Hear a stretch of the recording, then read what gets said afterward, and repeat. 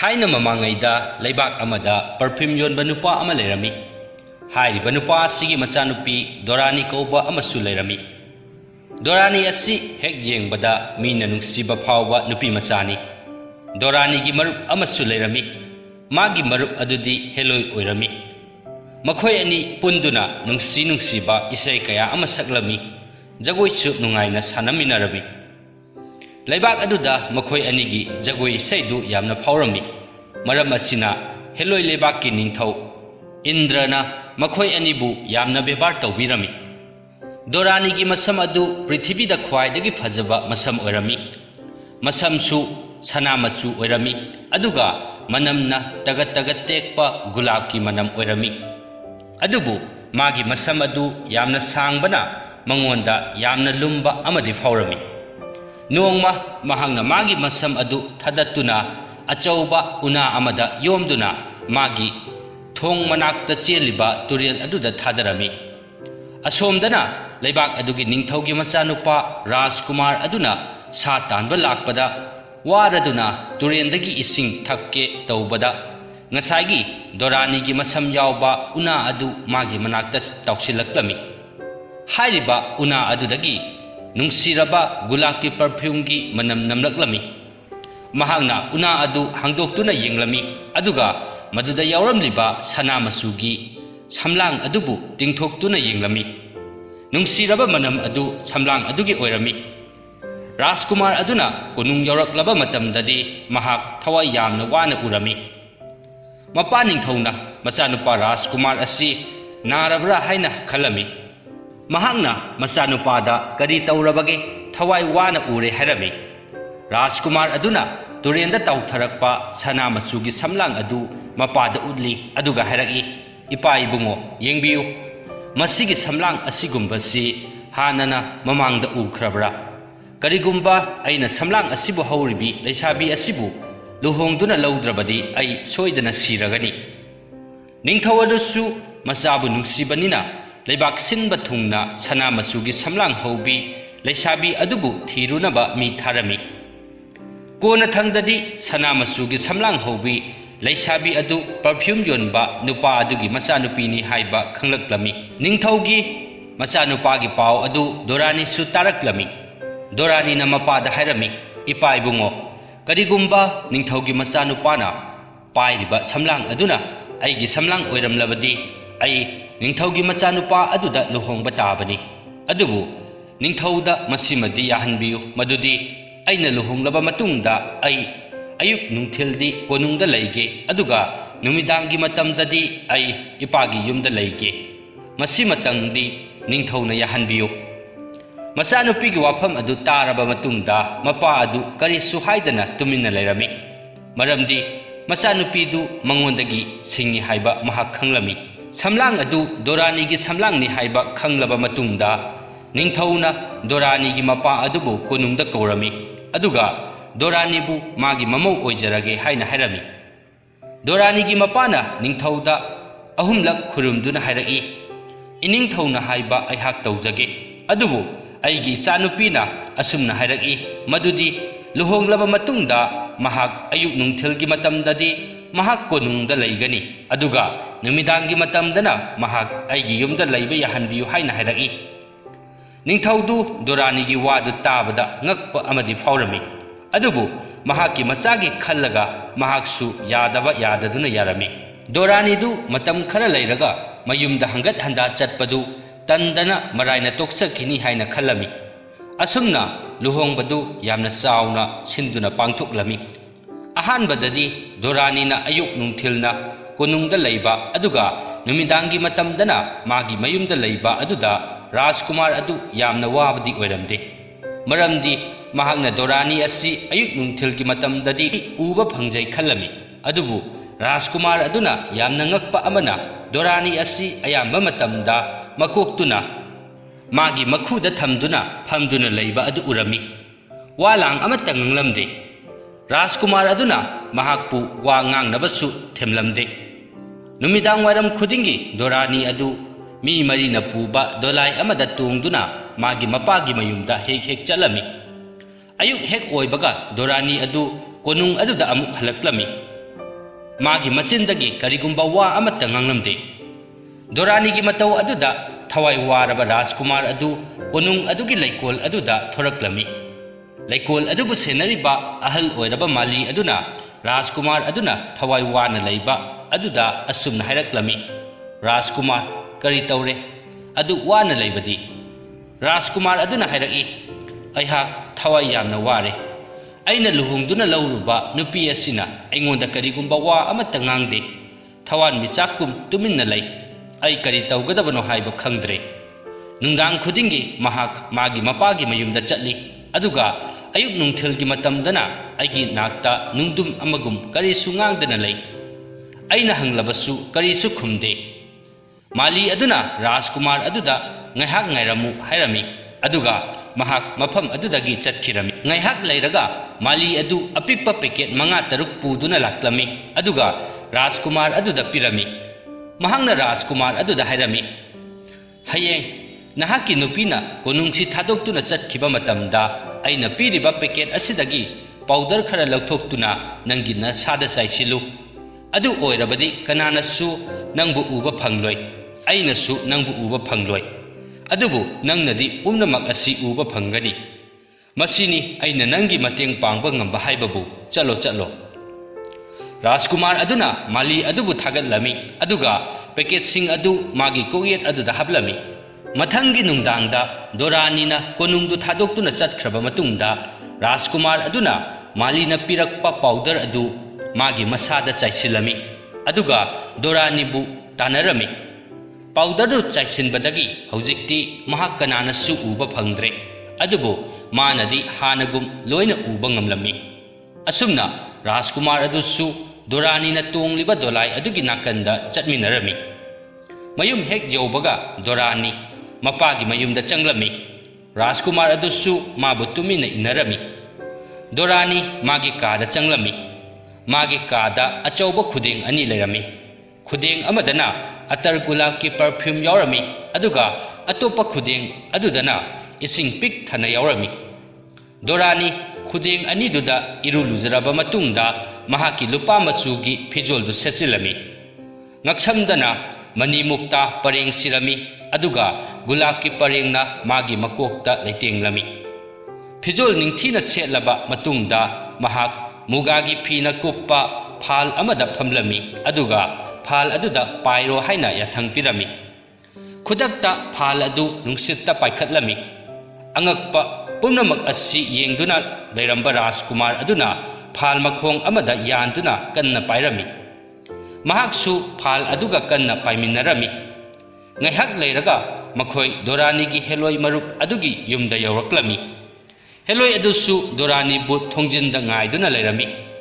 Phal aduna thongjinda hek leppaga heloi aduna hairaki. Ita karino nangi phansi ngahan khaiga pairakpaga manadena. Aina khanbada nahak nangi napuroibaga wari sanarakpa mali. Maram aduna phal asi chumna pairaktaba oiramgani. Ai nangbu chingnadaba ngamde. Maduda Doranina mahakti magi nupaga wari sade haina hairami. Mahangna magi phal aduna pairakpada nakal amada cheptharidu karigino haiba khanglamde. Heloi adu chingdi chingnarami. Mahaksu phal aduda Doranigi nakanda phamlami. Rajkumar adusu phal makhong aduda yamna kanna pairami. Phal aduna makhoi ahumbu ningthau Indragi konung tamna puraklami. Ahing chupaduma nupi anidu ningthau Indragi mamangda isei saktuna jagoi sarami. Mafam aduda khongliba jantra adusu yamna fajarami. Pumnamaktu ubada Rajkumar adudi yamna ngaklami. Nong ngalaktringaida ningthau Indrana makhoi anida mafamdu thadoktuna chatkinaba ingit tawraklami. Dorani amadi magi heloi marup adu phal aduda amuk tongduna halaklami. Rajkumar adusu phal aduda yalaktuna prithibida amuk yauraklami. Dorani magi mapagi yumda tekta kaidana yauraklami. Rajkumar adu yamna thuna magi konungda amuk halaklami. Magi thongjildu hek yaubada mahak mina amuk uba ngamlami.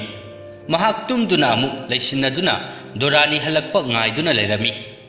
Dorani mafi marol amuk hongdoktuna konungda amuk parap laklami. Mahangna konung hek yaurakpaga hanagum tuminna amuk lairami. Ngaihaktang tuminna lairaba matungda Rajkumar aduna hairaki. Ngarang ahingdi ay mang ama mangi. Mang adu atay kanagi sunatti nanggini. Nangna taningdrabasu ay mang adu nangondalige. Dorani mapuroy ba Rajkumar aduna hairiba wa aduda karisu kumlamdi. Hanagum tuminna adum lairami. Adubu Rajkumar aduna ngarang ahingda thokriba thaudok mayamdu amatta chithadana lirami. Mahangna Dorani bu magi isai adugidamak yamna thagalami. Dorani magi nupa aduda yengi aduga wadi amatta nganglamde. Adubu yamna ngakpa amadi phaurami. Mahangna khalami kayada ngakhraba mangnune magi sibu tasengna mang oirigadra. Aina ngarang tawkhiba pumnamaktubu mana karamna khangliba. Masi khalladuna mahangna Rajkumar aduda amuktang yenglami aduga numit chuppa aduma mahak nonthaduna tuminna phamduna lerami. Numidang oirakpa matamda Rajkumar aduna Dorani bu mamangi ahinga chap manana inarami. Numittu mamangi ahinga chap manana amuk tawrami. Adubu Dorani di mamangi ahingdagidi hena phajana isai saklami. Asumna Rajkumar aduna mathangi ayuktasu Dorani da mamangi ahingda thokiba thodok sing adu magi mangda ubagum wari lirami. Handakti Dorani na Rajkumar aduda onsinduna munna yenglaki aduga hairaki.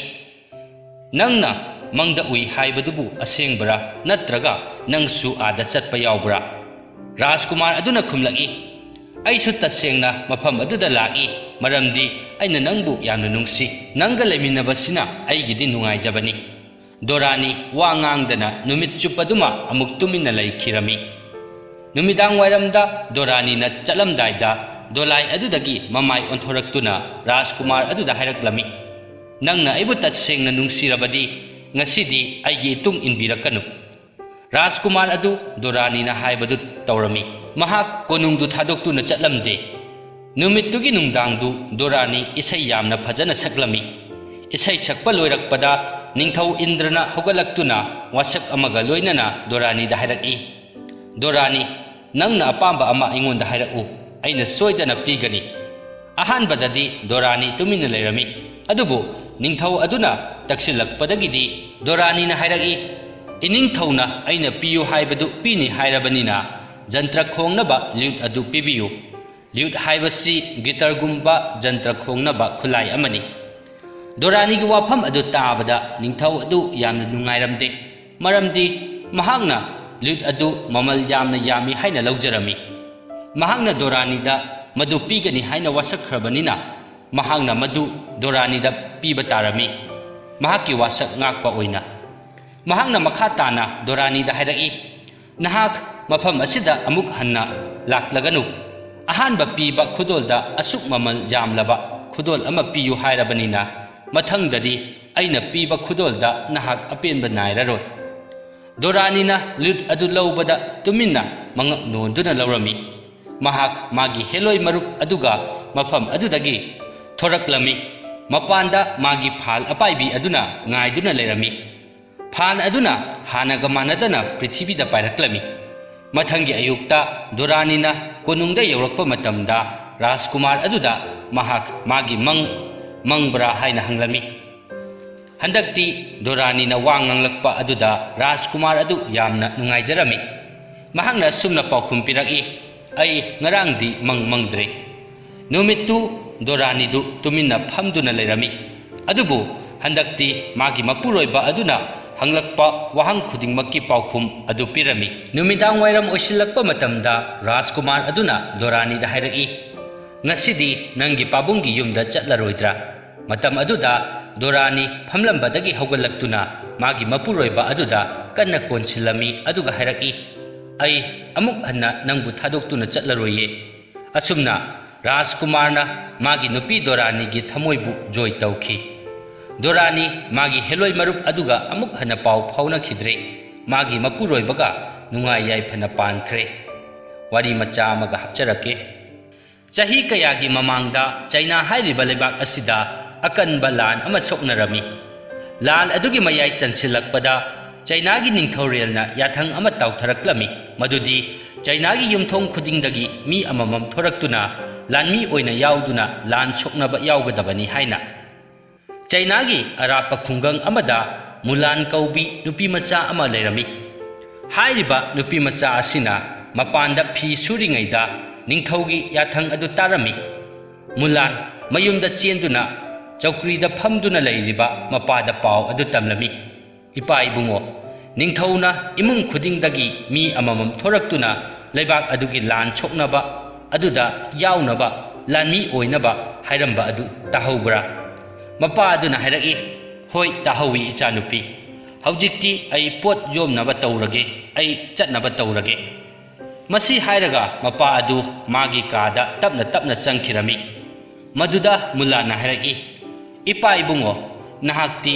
nasangamdridudi nabasu phatri aduda sunattana nahakti ahalsu oire naha mayam aduga nahangna karamna lan choknagani maduda mapa aduna amuk hairaki adubu karidi upai lay nangi nanaw nupa asisu yamna pikli mahangna karamna lan choknaba chatkani mulana amuk hairaki hoi ipai bungona hairiba adu chumi aigi inaw nupa asisu yamna pikli adu aigi wakhal amadi leijai masi hairaga mulana chakap ama hairaga mapada pisili aduga hairaki ipai bungo masi thaktuna ngaihaktang phamlamu ai mikup khara leiraga lakke mapaduna hairaki hoi ichanupi mulana magi kada changlami thangsang amana magi amuba asangba samlangdu loina kakthatlami mahangna magi mapagi mafi marol setchilami aduga mapagi manakta changchinduna hairaki ipai bungo haujikti aingonda yengu ai haujik nangi nachanupa oirabani haujikti ipagi mahut chinduna aina chatkani aina aigi leibaki damak ngamjaba mating panglage ahal oiraba mapa aduna hairaki ichanupi madu yaroi nang tauganu mulana mapada hairaki ipai bungo nangna aibu chahi kaya kungfu tambire nahakna matau karamna thang haigani haibasu takpire haujikti ai lan chatpa ngamlagani masi hairaga mulana mapagi mangda magi thangsang adu haiduna ulami mapana amuk hairaki ichanupi aina nangonda madu takpadi nangna landa chatnaba takpa nateni karigumba makhoina nahak asi nupini haiba khanglaklabadi nahak soidana thawai mangani mulana hairaki ipai bungo kanadasu aina aihak asi nupini haiba khanghaloi mulan magi thangsang adu tap paikhatli mapana mulan haina kauduna magi chawkridagi hogatnaba tawrami maduda mulana mapagi maraibakta chupirami aduga hairaki ipai bungo aina nangbu yamna nungsiye cheksinna leiramuko aigi ipwadusu ai chatkhre haina tambiyu asumna mulan moigi sagol aduda tongkhattuna ningthaugi lanmi aduda yawba chatkhirami lanmi singi maraktasu mulan asi yamna thauna phaba ama oirami matam khara leiraga mahangna lanmi khara senabagi thabak adu phanglami mahangna lan choknaba adu yamna ningthijana thauna phana soknarami maram aduna mahakki makhada ahenba lanmi khara su thamlami mahak lan ningthijana soknarami chahi khara leiraga mulan asi lanmi pumnamakki general oina hablami madugi matung ikui kuidana yamna tamthiba arum laiho laichat ama lanmi sing adugi marakta chandoraklami lanmi kaya ama naraklami mulan su naraklami doctor na layeng balakpada doctor aduna mulan asi nupini haibadu khanglaklami doctor aduna haidokpadagi lanmi sing adusu asengbadu khanglaklami lanmi sing aduna hainarami aikhoigi general asidi nupini masibu karamna othokadauribano mahangna aikhoibu chauna minamlamlaba aikhoidi nupigi makhada lan soknaba ngamloi mahakku dandi pibiyu mahakpu sibagi dandi pibiyu adubu atopa lanmi kharanadi asumnan lawraklami aikhoina mulangi makhada lan soknarabadi aikhoina lanpham khudingmakta mai pakani aikhoigi general gi manaktagi chathou khanghaudana tanjaduda lanmi ama chensilaki aduga hairaki lanmi pumnamak haujik athubada leibak asida landarakle mulana lanmi aduna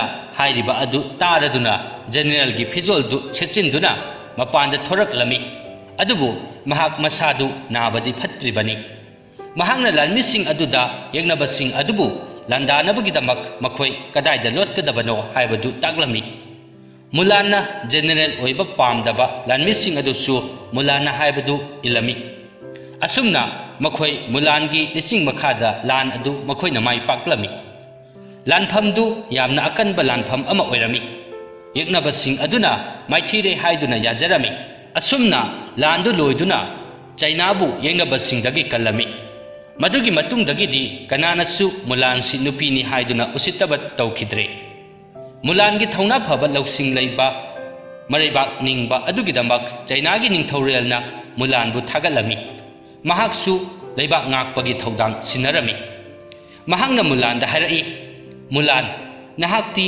आइगा कोनुंग असिदा लैरसी नंगुम्बी लौसिंग लैबा मीदी कोनुंग असिदा दरकार लै मदुदा Mulan हारई इनिंगथौ नहाकसु थौजाल यामना लै इनिंगथौना याबीरबदी आइगे युमदा अमुक्तंग आइगे इमुंग मनुंगी मियोइसिंगा अमुक्तंग उनजरुगे मदुदा निंगथौरेल अदुना हारई अदो अैना पीगदौरिबा मना मथुमसिंग असि लौरगदि चट्लुदना हौजिक्ति नंगी खुंगंगदा लैबाक असिगी निंगथौरेलना नंगबु कयाम खनबगे हाइबदु खंगलगनी असुमना निंगथौरेलगी अयाबा लौरबा मतुंगदा Mulan मागी खुंगंगदा अमुक हलक्लमी महांगना मयुमदा हलक्पदा निंगथौना पिरक्पा फजरबा सगोल तरुक अमदी फजरबा थंगसांग तरुकसु पुरक्लमी खुंजासिंग अदुसु मुलाना टेक्ता कायदना मयुमदा हलक्पा अदुदा यामना नुंगाइजरमी चाइनाबु यंगनबसिंगदगी कलक्खिबा अदु मुलाननी खनबदा मखोय मुलानगिदमक यामना चाउथोकचरमी वारी असि मतांग असिदा लोसिनजरे वारी असि लिबदा सोइखिबा यावरबसु ताबिरिबा पुम्नमकना ngakpinaba nolukna haijari mathanggi wari thagalakpada khangnabagidamakta channel asibu subscribe tawdriba ichil inaw singna channel asibu subscribe tawsinbiramu thagatchari।